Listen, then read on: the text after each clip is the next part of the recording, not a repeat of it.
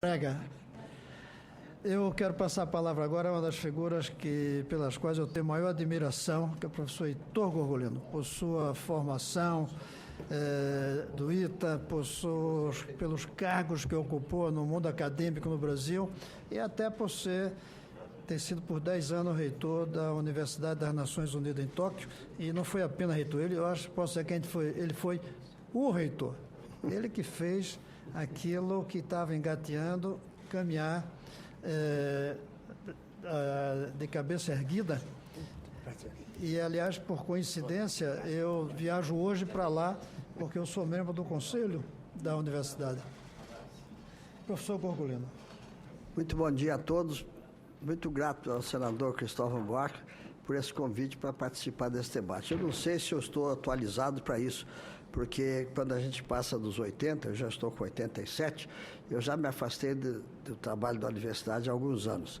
Mas gostaria de mencionar rapidamente, eu tive 3 experiências de reitor de universidade.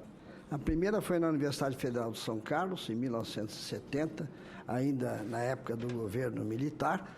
Era uma lista sextupla de nomes que foram colocados. Eu fui contratado professor um mês antes da reunião do Conselho Universitário, que fez a lista sextupla, e finalmente eu fui escolhido reitor. Foi uma experiência fantástica ser o primeiro reitor da Universidade Federal de São Carlos, que só tem esses poucos anos de vida, mas já se conta entre as 15 primeiras do Brasil. Eu fico muito orgulhoso por isso, que as sementes plantadas naquela época produziram um trabalho. Mas realmente o trabalho na Universidade Federal de São Carlos foi um pouco também reflexo da minha vivência do ITA, que o Cristóvão acabou de mencionar. Eu fui também professor do ITA com 22 anos de idade, em 1950. Portanto, dei aula para o primeiro presidente da Embraer, que foi depois criada 16 anos depois. Bom, a experiência do ITA era o seguinte: professores de tempo integral, alunos de tempo integral, não colar, eram os princípios básicos do funcionamento do ITA. E realmente um grupo de professores internacionais, não só brasileiros, como de outros países. O que interessava era a melhor qualidade para a formação dos alunos. Realmente o ITA sempre foi uma escola que foi excelente para os alunos. Segunda experiência depois de São Carlos, o senador Cristóvão mencionou, foi a Universidade das Nações Unidas.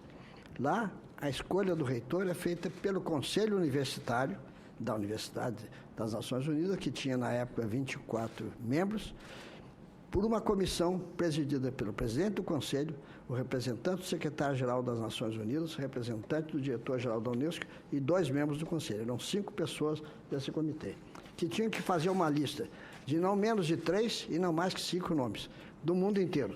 Então é um processo diferente do que nós estamos falando aqui de seleção. Mas para dizer que há um critério que funciona, me parece razoavelmente, para essa Universidade das Nações Unidas. Porém, agora o Conselho foi reduzido à metade, de maneira que eu não sei como é que vai ser o processo de escolha no futuro. É independente de país, independente de política, independente, vamos dizer assim, de qualquer outra coisa que não fosse o mérito dos candidatos que foram selecionados para essa lista.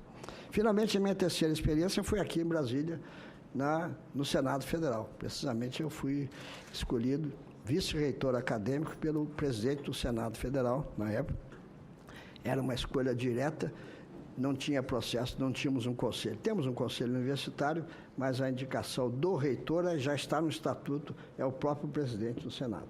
Os vice-reitores acadêmicos, executivo e administrativo são indicados pelo reitor, que é o presidente do Senado. São 3 experiências que eu tive na minha vida, desses meus 65 anos de vida acadêmica.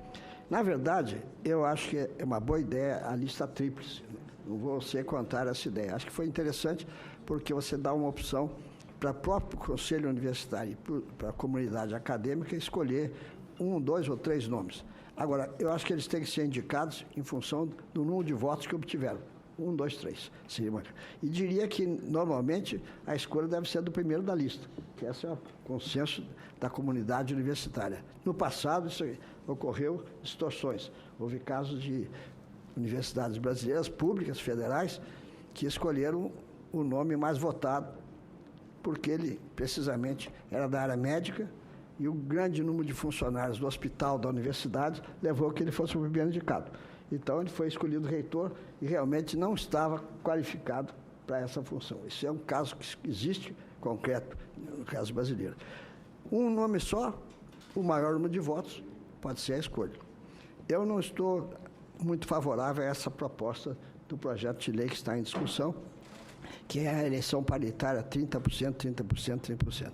Eu preferia, se tiver que haver uma proporção, que ficasse com 70% dos docentes participando. Eu preferia essa, porque eu acho que os alunos vão passar 4, 5 anos na universidade, os funcionários estarão lá o tempo todo, mas realmente quem dirige a universidade são os docentes, realmente. Agora, pode ser, e isso é importante, que o conselho universitário tenha não só representantes da comunidade universitária, da comunidade externa, representantes das associações de classe, de sindicatos, ou o que seja, mas que possa ter uma participação externa à comunidade. Acho isso importante, porque realmente lá na própria Universidade Federal de São Carlos, nós tínhamos participantes da comunidade que pertenciam ao nosso conselho.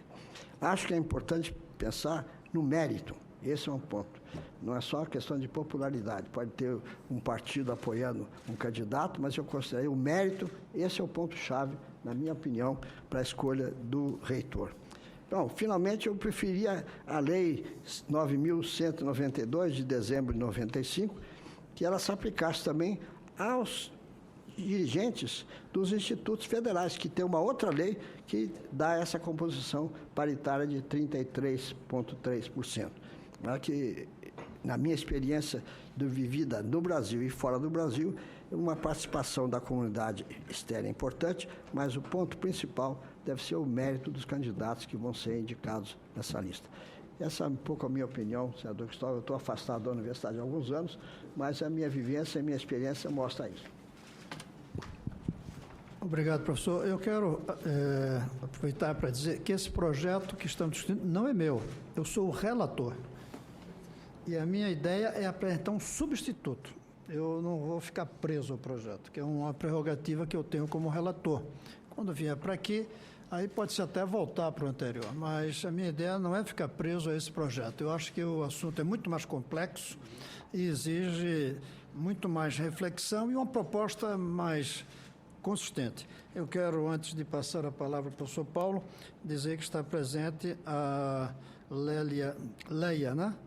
De Souza Oliveira, e a direção e outros da direção da FASUBRA, do Sindicato dos Trabalhadores em Educação das nossas universidades federais. Professor Paulo. Bom dia. Eu queria, em primeiro lugar, saudar o senador Cristóvão, professor Cristóvão, pela iniciativa de fazer essa audiência pública. Como ele acabou de dizer, ele é relator e terá que fazer um substitutivo, ter um posicionamento, construir alguma proposta a partir do que foi apresentado. Então, é extremamente importante que estejamos nessa mesa, que eu saúdo a todos, fazendo esse debate. E como esse debate diz respeito à participação dos segmentos e como se escolhe os dirigentes, e o senador acabou de mencionar a presença dos representantes da FASUBRA, eu penso que seja importante, porque nós aqui todos somos representantes de professores, que os segmentos técnicos, de servidores técnicos administrativos e de estudantes também sejam ouvidos e possam se expressar nesse debate, porque senão ele vai ser viciado. Como nós vamos decidir, né, como vai estabelecer uma lei que vai decidir sobre a participação dos segmentos que compõem a universidade no processo de escolha, sem ouvir a todos. Então, fica a minha sugestão para que todos possam ser ouvidos. Já foi colocado aqui que a escolha de dirigentes está relacionada à questão da autonomia. A autonomia é um tema antigo e muito caro para a produção e difusão do conhecimento. O debate da autonomia, ele vem desde a luta de afirmação da ciência nos séculos passados, contra a Inquisição, contra os preconceitos, e a própria ideia da laicidade na educação, da autonomia, tem a ver com a liberdade da produção e difusão do conhecimento. Então, a autonomia, ela não é apenas uma questão democrática ou de gestão, ela está associada à liberdade da produção do conhecimento, à própria possibilidade do desenvolvimento do conhecimento. Tiveram muitas lutas ao longo da história, em vários países, pela autonomia. Registrar na América do Sul a luta dos estudantes de Córdoba pelo autogoverno das universidades, que significa a universidade definir a sua própria governança. E os constituintes consagraram esse princípio e consagraram a autonomia como princípio no texto constitucional, no artigo 207. Reparem que o artigo 207 não pede lei complementar. Vários dispositivos constitucionais dizem conforme a lei, né, que aquele princípio terá que ser regulamentado por lei. Então, o artigo 207 diz que as universidades gozam de autonomia didático-científica, de gestão financeira e patrimonial, afirma o princípio da indissociabilidade entre ensino, pesquisa e extensão. Mas não diz conforme a lei, nem reclama uma lei regulamentadora. Então, eu queria levantar isso como primeiro elemento, porque isso não quer dizer que não possam existir leis infraconstitucionais que regulem questões relativas às universidades. Mas não pode ter uma lei que queira regulamentar algo que já está definido na Constituição, que venha, de alguma forma, reduzir ou cercear essa autonomia. Nós, enquanto sindicato, temos lutado muito em relação a um elemento constitucional que diz, por exemplo, a Constituição, quando fala dos servidores públicos, diz que eles têm o direito à sindicalização e o direito de greve conforme a lei. Bom, todos os projetos de lei que surgiram até hoje para regulamentar o direito de greve, de alguma forma, eles vão restringindo esse direito. Então, é o mesmo raciocínio com relação à autonomia. A autonomia significa duas coisas. A primeira é que os processos são definidos conforme as universidades assim o decidem. E o segundo, que a garantia da autonomia é ter o financiamento público garantido. Não há autonomia de produção do conhecimento sem ter os recursos, sem que haja os recursos que possam financiar. Bom, qual é o problema desse projeto de lei? O problema desse projeto de lei é que ele tenta substituir uma lei existente, uma lei que, na nossa interpretação, já fere o artigo 207. Já fere porque a lei hoje existente, sobre a escolha de dirigentes, que estabelece caso haja consulta, etc. E mais grave, algo que a gente tem que nós queremos destacar aqui. Por que a nomeação é pelo presidente da República?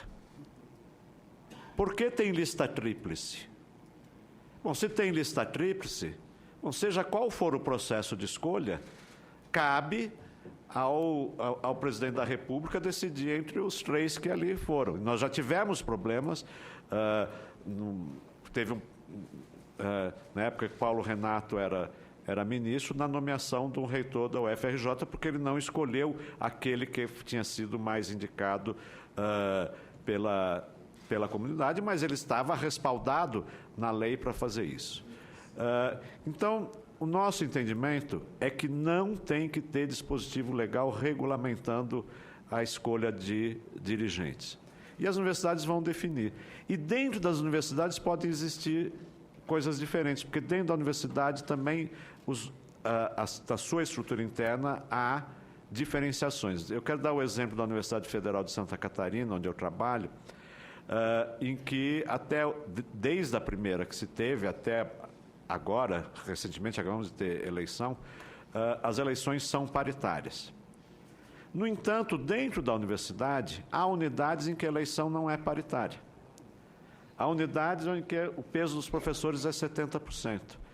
Há unidades onde eu trabalho, por exemplo, que a eleição é universal. E vivemos com essa, parece que é contradição, mas não são contradições.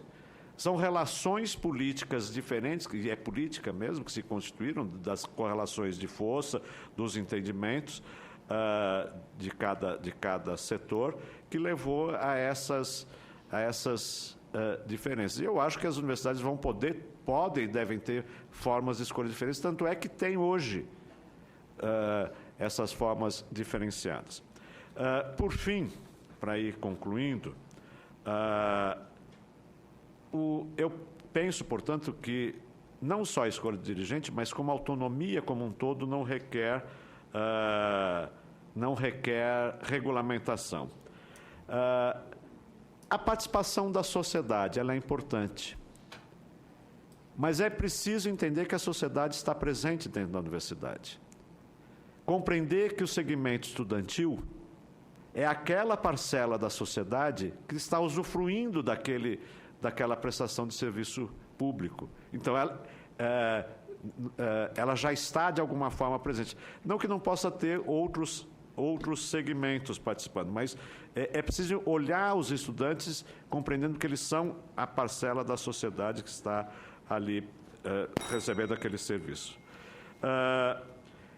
Quero mencionar, para concluir, mais um artigo da Constituição, que é o artigo 206, que estabelece os princípios da educação. Há uma PEC tramitando, a PEC 395, que quer fazer a modificação num dos itens do artigo 206, que é o item que fala sobre a gratuidade do ensino nos estabelecimentos oficiais. E de acordo com essa PEC, que está tramitando na Câmara, faria uma exceção para os cursos de especialização.